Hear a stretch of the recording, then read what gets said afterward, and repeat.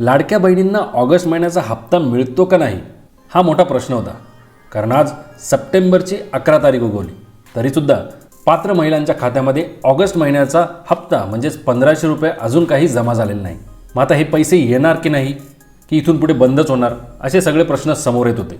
परंतु यावर उत्तर म्हणून आत्ताच काही मिनिटांपूर्वी महिला व बालविकास मंत्री अदितीताई तटकरे यांनी त्यांच्या इंस्टाग्राम पोस्टवरून या सर्व प्रश्नांची उत्तरे देऊन टाकली.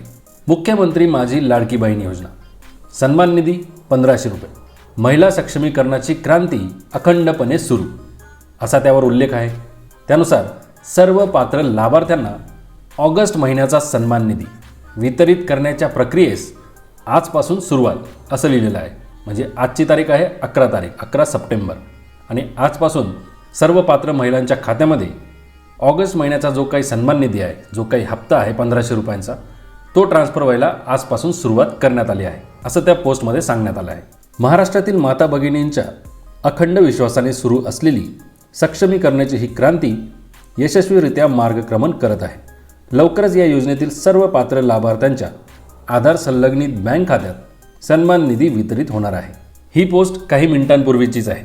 त्यामुळे आज 11 तारखेला ही जरी सुरुवात होणार असली तरी जे काही पैसे असतील प्रत्येक पात्र महिलेच्या खात्यात येणार आहेत, पण ते एकदम येणार आहे. दरवेळीप्रमाणे टप्प्याटप्प्याने 2 ते 3 दिवसात सर्व पात्र महिलांच्या खात्यामध्ये हे पैसे जमा होत राहतात.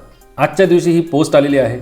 आजच्या दिवसात जर तुम्ही हा व्हिडिओ बघत असाल तर तुम्हाला ऑगस्ट महिन्याचा हप्ता मिळाला का, तर कमेंट करून नक्की कळवा आणि आपल्या जिल्ह्याचे नावही सांगा.